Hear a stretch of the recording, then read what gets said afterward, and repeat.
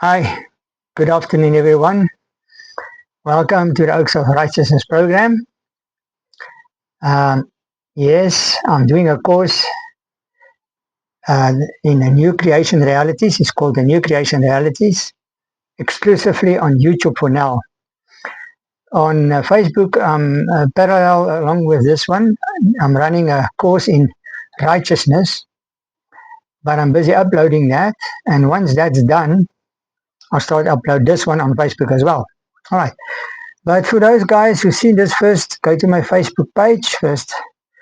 Go through the course in righteousness because that's very important to know the background knowledge, right? We have to be on the same page. Okay. That Facebook page is Christo Alvancha Lower Key. Right, Christo Alvancha, 2 words. Right. So, I don't know, excuse me, that's my YouTube page. My Facebook page is Hermanus Alvancha, upper key, 2 words. Okay, sorry, got it mixed up. Right.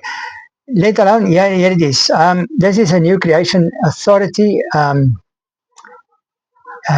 It's a subtitle, but since I did New Creation Authority, I had subtitles and subtitles on subtitles. So this is subtitle of a subtitle is a wall of hostility defined. 3 weeks ago, this is the 7th lesson. In the 4th lesson, I touched on the wall of hostility already. But now, basically, this is just more a summary actually now from the beginning, and then I'll do a bit of a lesson on the end. Right, so Romans 5 verse 13, that's the first scripture I want to bring up here. The modern King James Version says, "For until the law, sin was in the world, but sin is not imputed when there is no law." Okay, what does the scripture say? What does it say to us here? The word imputed in the modern King James Version means, in Strong's, means not reckoned or accounted. Well, not reckoned, reconciliation states and bookkeeping, that's got to do with money. But recognize,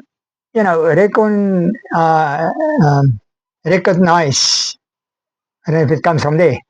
So if it means it's not recognized, if sin is not recognized, for until the law, sin was in the world, but sin was not recognized.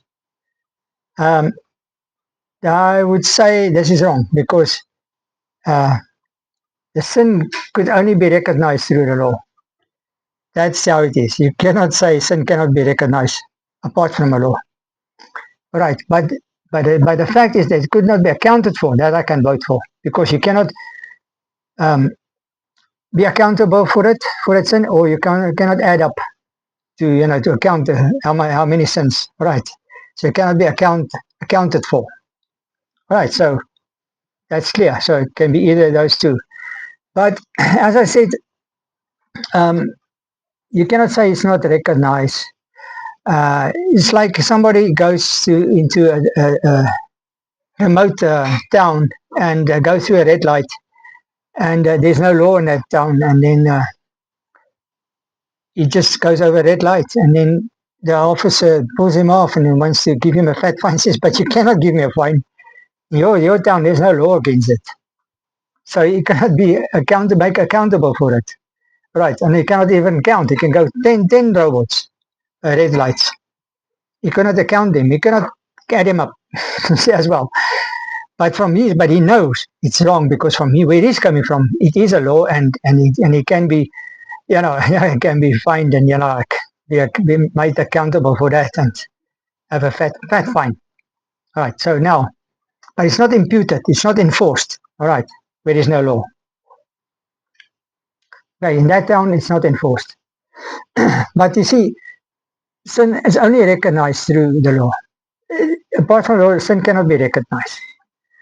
But it says before until the law. So what law are they basically speaking here? The Mosaic law, right? So until the law, sin was in the world. So there was sin. So if there was sin in the world, then there must have been a law somewhere along the line because you cannot recognize sin without the law. And it says sin was in the world, but it wasn't imputed. All right. Sin was not imputed. It cannot be accounted for. It cannot be made accountable for, as I just explained about the town. Okay, let's look at Adam and Eve. So where's sin now? Where's the law there? Yeah, there was a law. The Father says, he said distinctly, from all the trees you may eat, except the tree in the middle of the garden, you shall not eat unless you die. You shall not. You shall not. It's a law. You shall not. You're not allowed to. It was a law. And the Father put the law down there. If there was no law, and he says there's all the trees in the middle of a garden, but I recommend not to eat on the tree of the middle of the garden. That can be detrimental to you. He just recommended it. There was no law. He could have eaten it, but I don't know what the consequences is. I'm going to eat of it. I'll find out once I eat of it. He says, no, you shall not, lest you die. And then he gave the penalty. Because there's a law, and then because of the law has been offended or, trespassed, and then there was a penalty. Right. Now, then you could say, all right, now death came into the world through one man. All right, now that's my next verse. I want to give you this. Or I'm going to get to that a bit later. 1 Corinthians 15 verse 56 LITV says, now the sting of death is sin. Right? And the power of sin is the law. But I put here in bracket, J and G means Jew and Gentile. So for this part, the sting of death is sin. That's applicable to the Jew and the Gentile. That's law. The sting of death is sin, because death is a law. It's a law to die. The sting of death is sin. For that's applicable to the Jew and the Gentile. For all have sinned and fallen short of the glory of God. Right. And the power of sin is the law. That's a Jew. It's only applicable to the Jew. Because I already explained. We've never been under a law. But I'm going to explain again to this lesson. Right. We Gentiles were never been under a law. It was only the Jew. Romans 5 verse 13, GW says, sin came into the world through one person, and death came through sin. So death spread to everyone because everyone sinned. Right. Now, I said, so death came to the world through sin, Adam's sin. Why does I say Adam's sin? Listen, we have to categorize sin. There's a category of sin. Sins has got categories. That is even just from the beginning. Because this category of sin, or the quality or the sincerity of Adam's sin was not the same as Eve's sin. We'll get the verse just now. And I said it's because of Adam's sin that we all died naturally. But it was because of Eve's sin that we died spiritually. Okay, if you go back to the 5 or 6 lessons before, I explained it, but I got it a bit mixed up and not clear. Now I put it clear. So go back and then take this, write it down. All right? It's because of Adam's sin, right, that we die naturally. And it's because of Eve's sin that we die spiritually. All right, just write it down, go to the lessons and see where it fits in, and you'll see it's like that. I got it a bit mixed up. I got a bit confused. Right, but it's going to come clear. I'm going to prove everything. Right, you cannot make a statement unless you cannot prove it from the Word of God. Otherwise, it is heresy. It doesn't work like that. You cannot do that. It's wrong. Okay, so Dave, all right, I already said death came into the world. Now, 1 Timothy 2 verse 14 says in the ISV, and it was not Adam who was deceived. It was a woman who was deceived and became a lawbreaker. Yeah, there it says, Eve was deceived and she became the lawbreaker. And it sounds like Eve's been made out the baddie here. But Eve was in the garden. The law was being put on them, both of them. But she heard it secondhand anyway from Adam, because, the Father told Adam.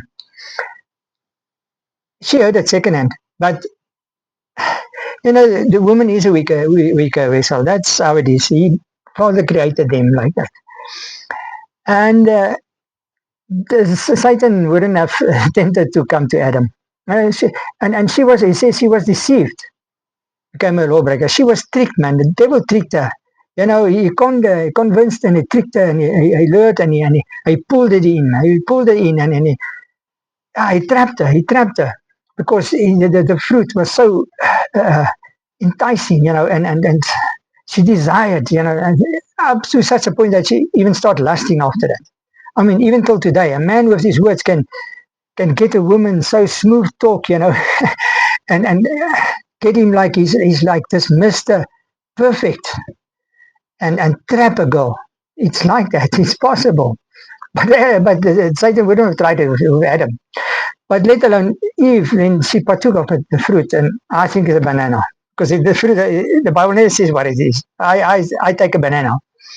So she ate of the banana, and then when she peeled it and ate, and when Adam saw it, he just thought, "Oh boy, here's trouble." And he took the rest of the banana and ate it because he knew if he's not going to do this, he's gonna lose his wife. They're going to be separated. And he's going to lose her. And he sinned willfully, and he jumped in and to sin so that he could save her. But basically, actually, he pulled the death penalty on himself by doing that, because he had to do it. He did it for her sake, because the Bible says he's a type of Christ. Adam is a type of Christ. I think I got a scripture like this just now. I think just after this. And then he saved her, basically died.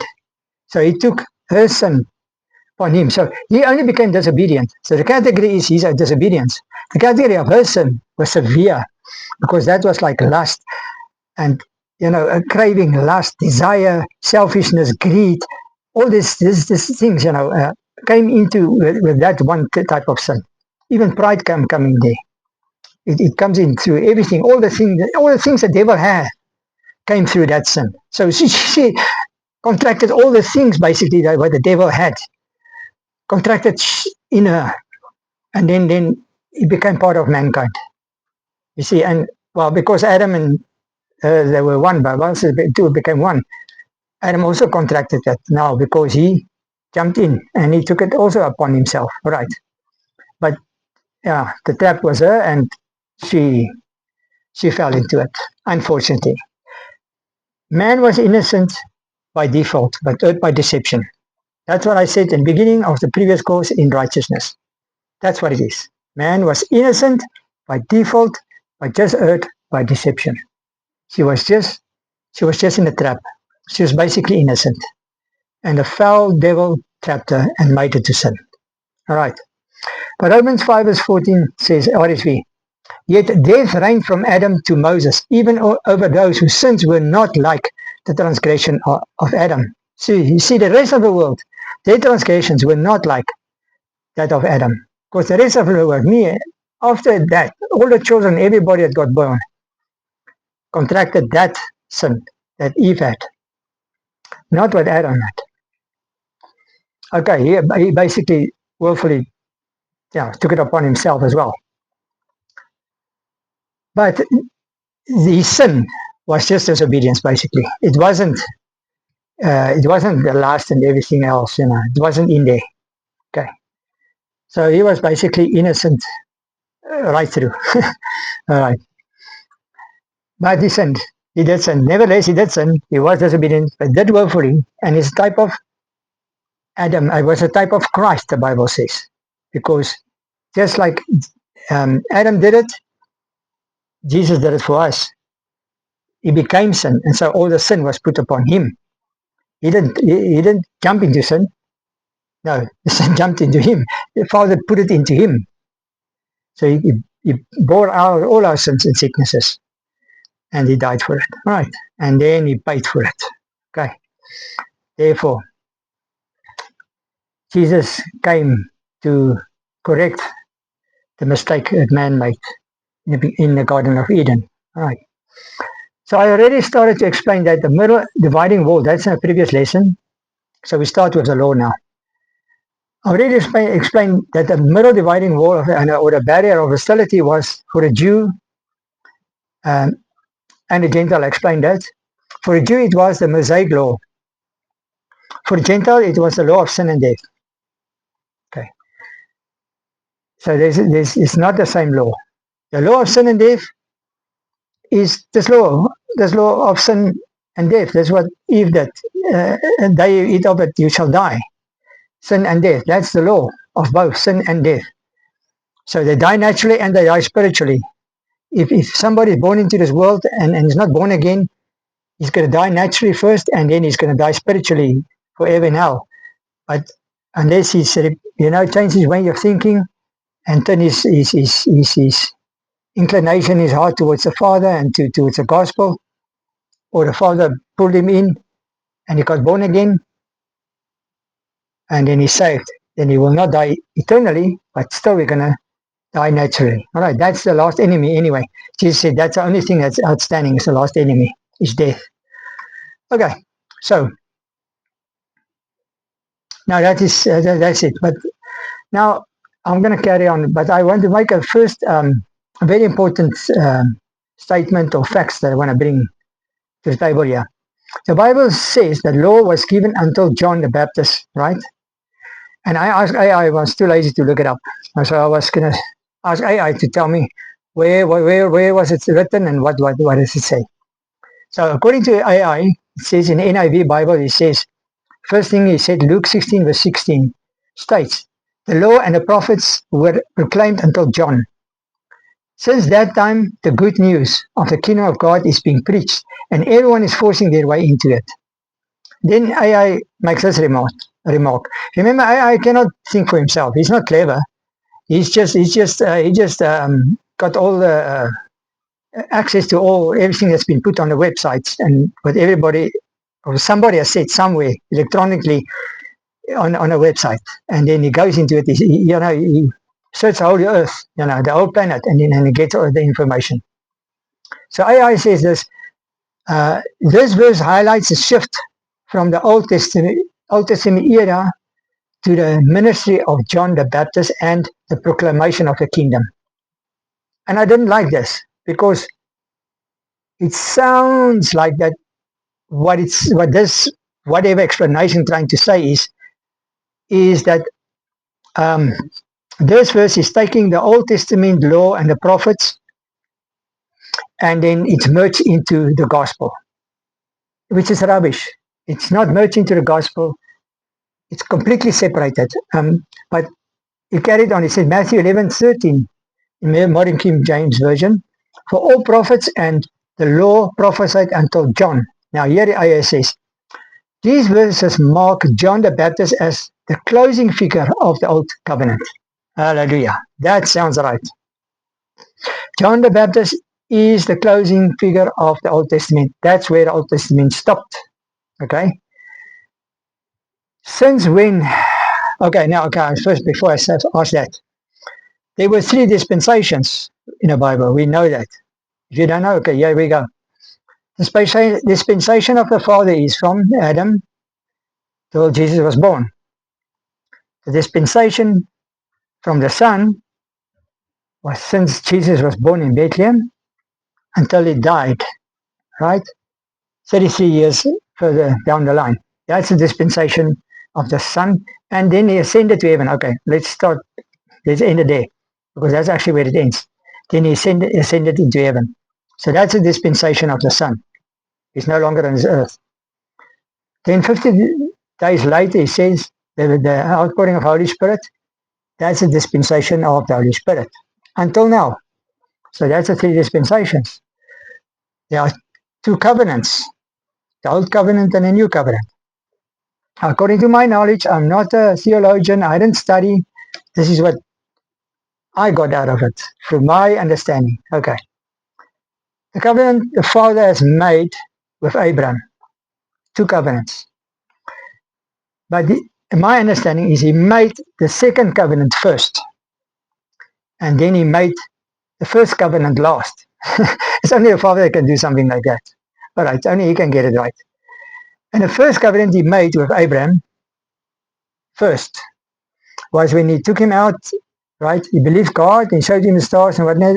He says, you'll have a son, whatnot. He took him outside and showed him the stars of heaven and earth, of the heavens, and he says, your seed will be like this, right? Like the stars of the sky. And he included the Gentiles into that promise. So that's a promise Father had made with Abraham because he's the father of faith. So everybody that comes to the Father through faith comes into the kingdom through Abraham's faith, the same faith Abraham had, right? So we are, the Gentiles been brought into that covenant. Through that covenant, what the Father has made with Abraham by believing in Jesus Christ. So we came into the covenant, the second covenant.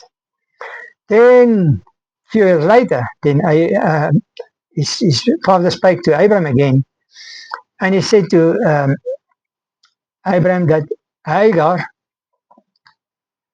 this, the son of Hagar, he will be a big nation, and also his son, through his son, will be a big nation.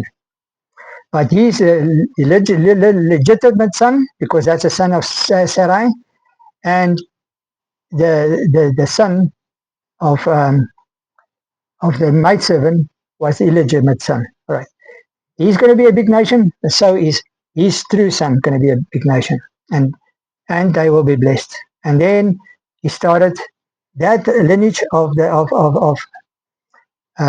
Isaac, then Jacob, and then Moses and so on. And Jacob was wrestled, and he became Israel. Carry on, and then a nation of Israel started, and Moses, and then the law and everything, and the whole history of the law carried on until Jesus came. All right, and that was the end of the first covenant, the Old Covenant, the Old Testament Bible. Then the New Testament Bible started after the outpouring of the Holy Spirit. Not even the four Gospels were part of it, because they were still part of the Old Testament. I explained it in a righteousness program. Yeah, you might disagree. I don't care. That's what it is. It's what it is. That's because that's only theology that says that, and only doctrines that says that. But in reality, that's what it is. That was still a Jewish nation there. It was still Jesus was a Jew. Still the Jews. They were still like on the earth. It's a transition time. It was a transition time for the Jews and for us, even the Gentiles, when Jesus was on the earth. Okay, I'm going to explain a bit more on it just now. Let's look at it. Okay, I just got carried away. Okay, so where was I? Since when were the Gentiles drawn?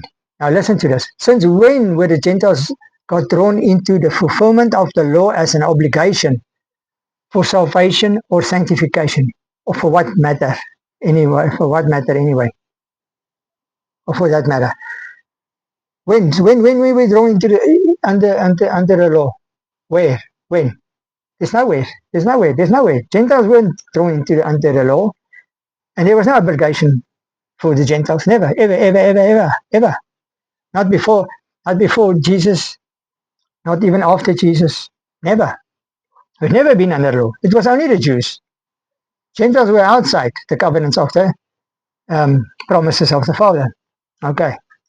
It's only through Abraham that we could come into the covenants of the promises of God through faith. I explained that just now as well.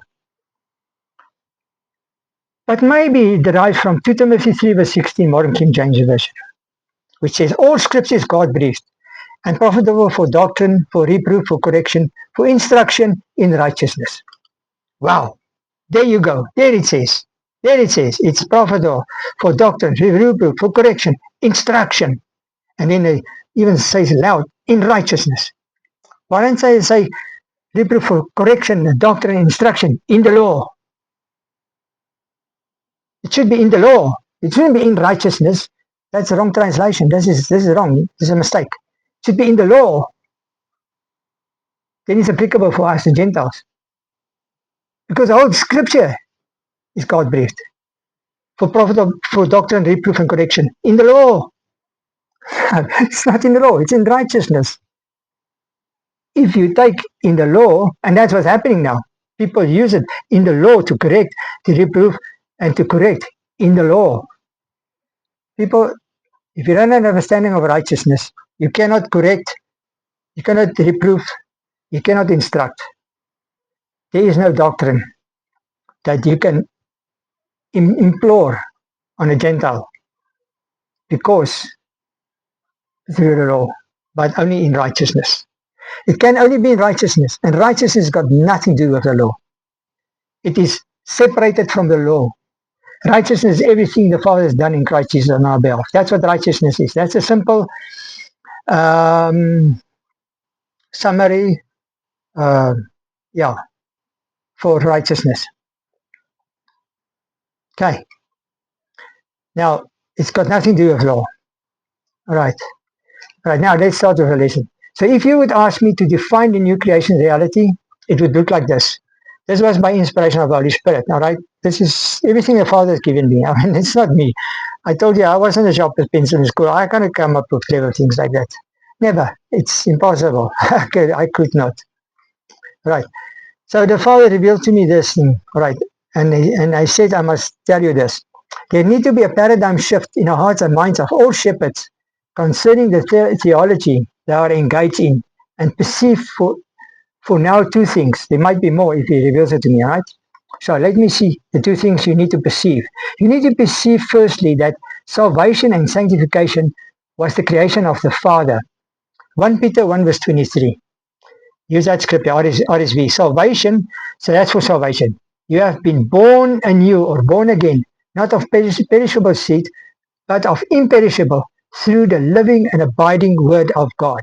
You see, it's by the word of God, it's a seed of God. The word of God is a seed that gets sown into people's hearts, and then people got born again. They got reaped by the Holy Spirit when altar calls been made, somebody invited somebody into the kingdom. Right. But it's God's work all the way along from the start to the end until that person is born again. We got no part in that. We are co-heirs, co-workers with God, but we don't make it happen. The Father makes it happen even from the start go. Right. Way back, even in the person's heart. Even before he was born, the Father knew everything. And he did the preparing for every person. Some people responded negative, others responded positive. That's just simply what it is. And also maybe because of, depends which family you are, and a lot of things. I mean, so many things to this. Ephesians 2 verse 10, Modern King James Version, for this, okay, for we are his workmanship. This is now for sanctification. But that was for salvation. For we are his workmanship created in Christ Jesus to good works, which God has beforehand ordained that we should walk in them. Right. 1 Thessalonians 5:23 says, may the God of peace himself sanctify you wholly. NIV says, through and through. May he, the God of peace, sanctify you through and through. He is doing it. He sanctifies you through and through. And may your spirit and soul and body be kept sound and blameless at the coming of our Lord Jesus Christ. Now, this is a knockout verse. 1 Corinthians 1 verse 30 and Modern King James Version says, but of him, of God, or of Christ, or because of the Holy Spirit, I don't know what him is referring to here, but of him you are in Christ Jesus, who of God has made us wisdom, who of God has made to us wisdom and righteousness and sanctification and redemption. Yeah, all three. Well, two in one shot. Two in one shot. Sanctification and redemption. He made it. Right. Righteousness is a gift that you receive from the Father. Salvation, redemption or salvation is a gift that you receive from the Father. Sanctification also comes from the Father, but it's current. It's happening, still happening. He's still busy working us. We already got a scripture. He will sanctify you through and through. All right, so he's still at work doing it. So it's still his work, but it's all from the Father. All right, nothing from us. Nothing from us. Amen. Nothing from us. Man cannot do anything towards it to come to pass or to apply it in their lives. It's a work of God. Man's only reaction towards it is to give his consent to the Holy Spirit to do it in him. But the Holy Spirit needs man's response where and when it's required. All right, so you just to respond to the Holy Spirit. If you did a sin, say sorry, Lord, and it's forgiven, and you're clean again. It's not a big deal, all right? But you need to respond. It's a work of God. Sanctification, salvation, holiness, everything is from God. Perceive that there is a line running through God's word, cutting, splitting wide open the Old and the New Testament. I think I already started to explain to you. There is a line splitting wide open the Old and the New Testament. It's not merged. The Father did not merge the Old and the New Testament. And that scripture I can use, Luke 5, verse 37 and 38. Now, RSV says, and no one puts new wine into old wineskins. If it does, the new wine will burst the skins, and it will be spilled, and the skins will be destroyed. But new wine must be put into fresh skins. He said, Holy Spirit cannot be put in Old Testament law, bound, sinful people. The people will explode, man. The Holy Spirit is holy. It needs to be put into new skins, into a born again spirit, born again person, not the spirit, born again person, which is a new creation. Okay, I don't use the word spirit because spirit is not there. It's a new creation. All right, remember I got 2 lessons ago. Where's the spirit? Right, it's a new creation. Okay, it's God in us, Christ in us, hope of glory. You know, it's a new creation. Right, and the Holy Spirit has been put in that. That's where the Holy Spirit stays, in a person like that. Cannot be in a natural, carnal person, sinful person. The Holy Spirit cannot stay. Now, I'm talking about a person that's not born again. Not a person that doesn't do sins. I still sin. I do the sins. I don't sin. I don't sin. I don't sin. I never sin. I don't sin ever again. I will not sin ever again. But I still do sins. I know ball. Now I throw out a complete different ball, curveball here. Go back to the lessons. Go to the course in righteousness. See the difference in sin. You have to categorize sin. I've categorized sins, types of sins, different sins. It's not the same. Sins and sin. It's 2 different things. Right. The one is unto death. The one is not unto death. Sins are categorized. Categories of sin. Okay.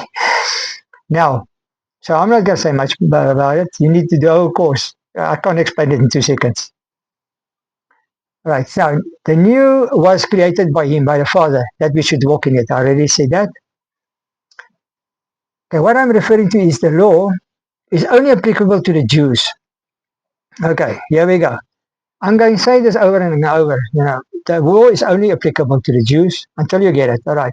And it is a simple scenario because when the law was given, we weren't included. I already explained to you where and when, and nobody, I don't think anybody can answer me there. Where and when were we included? Nowhere. We weren't included into the law, all right? That's the Gentiles. I'm talking about the Gentiles. Who's we? The Gentiles. So from where I'm standing, we all still are part of the Gentile nations, except the Jews, because the Jew is still a Jew.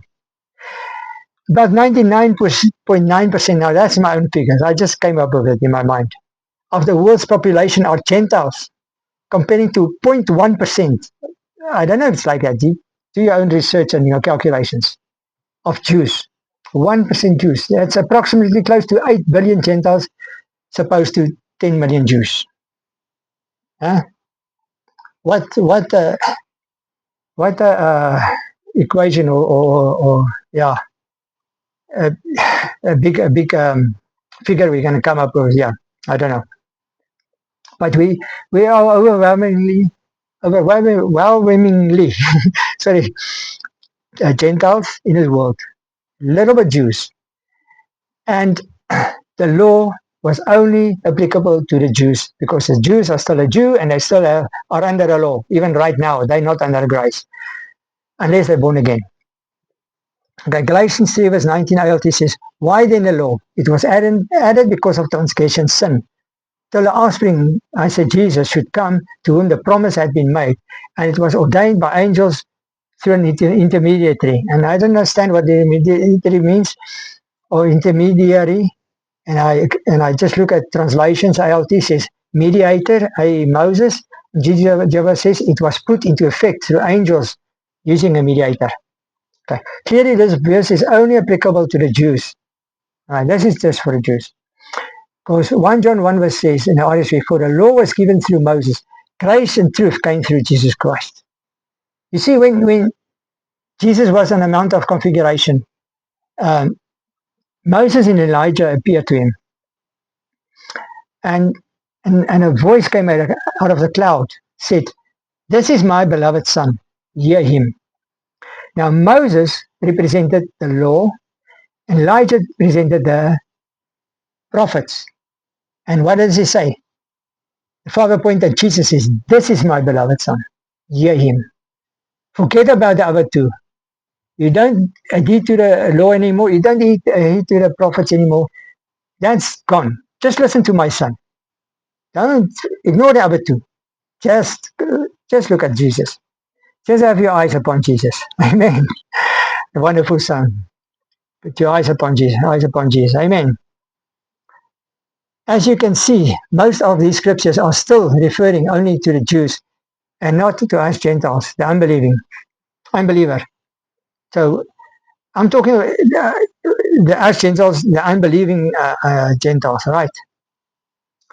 But even any scripture that contains about the law, not the Old Testament, it's reproof and correction and instruction in righteousness. Remember, in righteousness, we can use the Old Testament. I use the Old Testament. I love the Old Testament, and there's a lot of things we can take out of it. But it is in righteousness. If you understand righteousness, you can take it for yourself. But if it's under law and condemnation, yeah, let it go over your head. Because it's nothing to do with us. Because it's nothing to do with the new creation. It's not applicable to the new creation. Okay. Now, where was I? Okay. Since we never needed anything or anyone to tell us what sin is. The Gentiles never needed anyone to tell them what sin is. Nah? The Gentile or the unbeliever, nah, they were just living. I'm talking about those who are not born again. They are just living life under the impulses of flesh, on the carnal mind. They automatically were on their way to an eternal hell damnation. Right. Ask Jesse Duplantis. Jesse Duplantis, listen to his testimonies. When he one of his lessons where he testifies, he testified that he only got in contact with sin is after he got born again. He never even knew what sin was. Never. And then all of a sudden he realized, hey, but this is sin. And then he realized what sin is after he got born again. Ask him, go and check it out. Okay. The Jews, on the other hand, were devout believers and needed the law to show them how sinful they are. And they cannot stop sinning because the law makes them to sin even more. And that they are in need of a savior. Right. So they needed the law to realize they need a savior. Right. We had to just bump our heads until we realize, okay, we need a savior. Something needs to happen to our lives. The Jews needed to repent, not of their sins, but just by the way they think and be baptized while they were confessing their sins. And by so doing, they were pledging their allegiance to Jesus by just simply to believe in him. Because he was amongst them. I'm talking about. That's when Jesus was on the earth. This is only when Jesus was on the earth. We, the Gentiles, on the other hand, needed the gospel preached to us so that we could believe in the Lord Jesus Christ and come into the covenants of the promise. All right? That's when we came into the covenants of the promise. When we believe in Jesus Christ, we were included. Right? And that's on the promises. On the promises, not the curses. Now we both, Jew and Gentile, need to hear the gospel and believe in him, in Jesus, in order to become born again, so as to be transformed into one new creation in Christ. Amen. That's it, people. Let's call it a day. I'll continue next time. God bless. Thank you. Bye-bye.